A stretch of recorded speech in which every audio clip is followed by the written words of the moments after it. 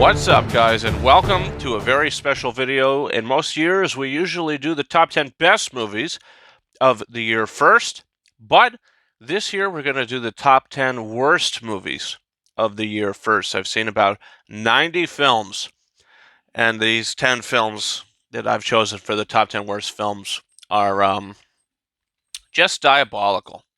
There might be redeeming qualities to some of them, but in the end of the day, these films are very deserving of this list. There are no honorable mentions, so I guess that's a good thing. But starting off with number 10, this is a film that I was very excited to see. This is a film that was totally marketed the wrong way. The film is marketed for something that you really only receive in the last 10, 15 minutes of the film. The rest of the film is totally a left turn of anything that you might expect. And the 10th worst movie of the year is Halloween Ends. This film has, like I said before, is there a redeeming quality?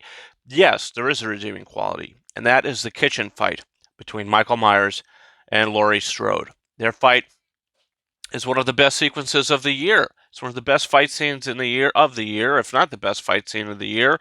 It's raw, it's brutal, but the thing about this film that totally tanks it is the Corey character.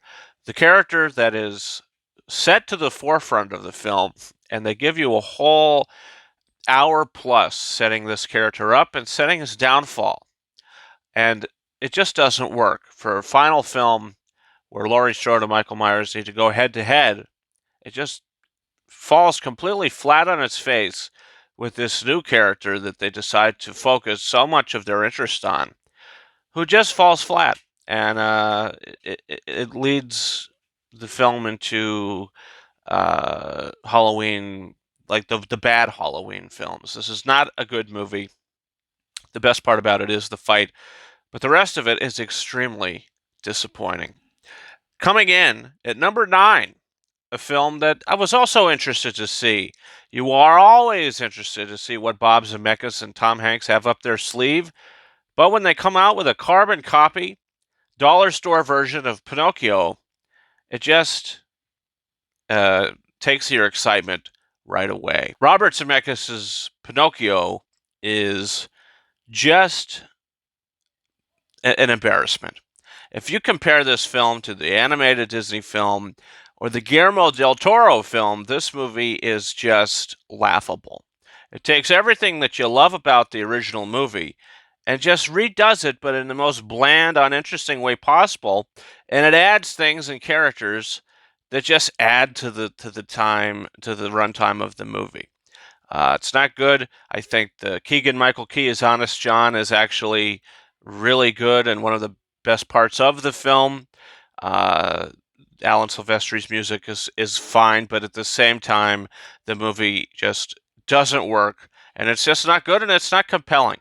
And the end of the film is laughable. So that's where we are with number 9. Number 8, another film that just took its series, took its franchise, and made it extremely dull. And that's Fantastic Beasts: The Secrets of Dumbledore. The color palette of this movie is like all the energy is just washed out and sucked out of the film. The characters are dull and bland. You know, the Dumbledore character, you know, what are his secrets? Well, his secrets aren't very interesting. The Grindelwald character, which is replaced by Mads Mikkelsen in this film, is just getting a paycheck. He's filling it in. I think a lot of people said that he was good in the movie. I think that this is one of his weaker roles. He's just filling it in. I think Johnny Depp was a much more interesting Grindelwald character. And the movie's boring. I mean, it's an extremely boring film, and it's not rewatchable. I mean, getting this on 4K Blu-ray, which you know, the color palette of the film doesn't help itself to the 4K format at all. It's still extremely dull and dark and boring. So moving into number 7, the 7th worst film of the year is a movie that a lot of you might not even know exists. It's called Blacklight. It's a film with Liam Neeson, who once again wants to protect a family member, and he's part of whatever he's part of. The plot is twisted, the story's convoluted, it's edited badly, it's executed badly, and it's just an extremely forgettable film that I have not much to say about, and that's why it's number 7. Number 6 is a film that I haven't even put up a review for on the channel because I saw it like a week after release, and at that point I said, this is just completely irrelevant, and I don't want to talk about this, to be quite frank with you. It's The King's Daughter, starring Kaya Scodelario, Pierce Brosnan. This is a movie that just didn't know what it wanted to be. It didn't know if it wanted to be a fairy tale, mystical fairy tale mermaid film. Didn't know if it wanted to be a romance. Didn't know if it wanted to be a comedy. Didn't know if it wanted to be a drama. Um, and the elements just don't mix. They don't mix. And by the end of the film, you say, well, what was that? What was that supposed to be? It's all these ingredients thrown into a blender, and they all come out, and it's just very messy. Very, very, very messy. So that's number 6. Number 5 is an animated film. I usually don't put animated films on the list because I don't think, a lot of the time they're that terrible. But this film I found just repulsive. I found it baby-like. This is a baby film that did nothing for me. I thought the humor, the animation, all of it was just bad. The animation I did not think was good. I think that the script, not good. And it's called Paws of Fury, The Legend of Hank. I wanted to stab my eyeballs with pins and needles the whole time watching this movie. The character of Hank is just your cliched, average lead character. Samuel Jackson plays the side character in this. It's very predictable. It's very cliched. The humor doesn't work. It feels like a baby movie. The animation is poor, and this movie is just a nightmare, and I hated it. Number 4 is Alex Garland's Men. Where to begin about this? I think the premise is interesting about a woman dealing with grief, and how does she deal with that grief? But just the way things are executed in this movie and the way you see certain things unfold, the last 10, 15 minutes of this movie is Alex Garland basically flipping everybody off, saying, screw you all. I'm going to just do whatever I want. And he went off the rails. There is a lot of disturbing and weird, and just you're sitting there with your jaw hitting the floor the last 15 minutes of this movie. It's shocking, but not in a good way.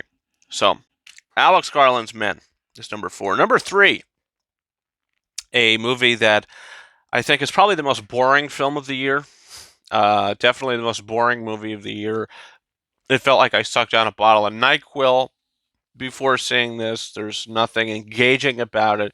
There's nothing likable about it. There's nothing to sink your teeth into about it. It's called Firestarter, and it's a remake starring Zac Efron as the father. And a little girl has these interesting powers. This is such an underwhelming screenplay. The direction is so underwhelming. The pacing of it, everything about this movie is just underwhelming and boring. And by the time it ended, I said, I don't know what I just watched, but I never want to see it again. So that's Firestarter, the second worst film of 2022. Might surprise a lot of you. This is a film that I think a lot of people generally liked, but this is a movie that I hated.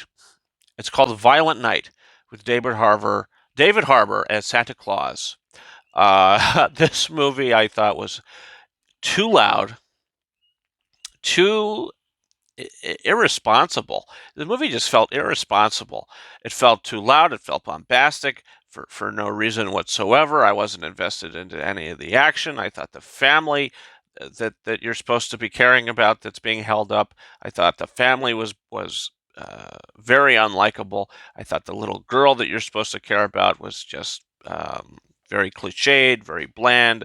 The David Harbour character you're supposed to be getting behind as Santa Claus is just this drunk idiot that, it's just the whole film just felt like I was being punched across the face the whole time. The opening scene I thought was actually not bad, but the rest of the movie, like I said, it felt like I was being punched in the face and people were rubbing sandpaper over my eyeballs. And that's number two. Number one, the worst film of 2022. I think a lot of you can probably already guess. It's Moonfall, a film with a script that is so ridiculous and execution by Roland Emmerich that is so ridiculous, and just things happen in this movie that are there for suspense value, but it's all just so absolutely dumb. This is one of the dumbest movies I've seen in my life. The visual effects are terrible. Feels like a green screen. The characters are not good. Patrick Wilson is getting a paycheck for this. The guy who plays the bumbling scientist that ends up saving the day, I thought was very, very annoying. And the film is annoying. I mean, they go so sci-fi with it by the end of it. I just don't know how movies like this are greenlit and how they're supported. I just don't understand it. Roland Emmerich, you want to make a movie? Let's greenlight you a better film, because this is it's a moonfall. It's a downfall of a movie. So that is the top 10 worst movies of 2022. And I hope to never talk about these films again. Maybe Halloween Ends. I think it's a film that's going to be coming out on 4K Blu-ray tomorrow. I think so. The kitchen fight, you skip to the end. What you pay for, you get. But the rest of that movie is just, like I said, it's big thumbs down. Big thumbs down. So that's a wrap, guys. Comment down below what you think about any of these movies. Do you disagree? Would you take any of them off the list? What would you put on the list? Leave that down below. So don't forget to hit that subscribe button. We got a lot of reviews coming in the future. We got the King's Corner, our new weekly review show. We talk about all the new films in that video.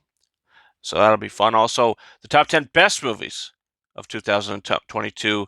That's coming pretty soon. Gotta still watch a few films that haven't come my way yet. But once I'm able to see everything, we'll definitely be talking about the top 10 best movies. Very excited to share that with you. Top 10 best 4K Blu-rays of 2022. That'll also be another interesting list that'll be coming soon as well. Guys, you can follow me on Twitter, RyanKing72, and Instagram and TikTok at KingOfRises131. That's been it for me. Thank you so much for watching my top 10 worst movies of 2022 list. And until next time, over and out.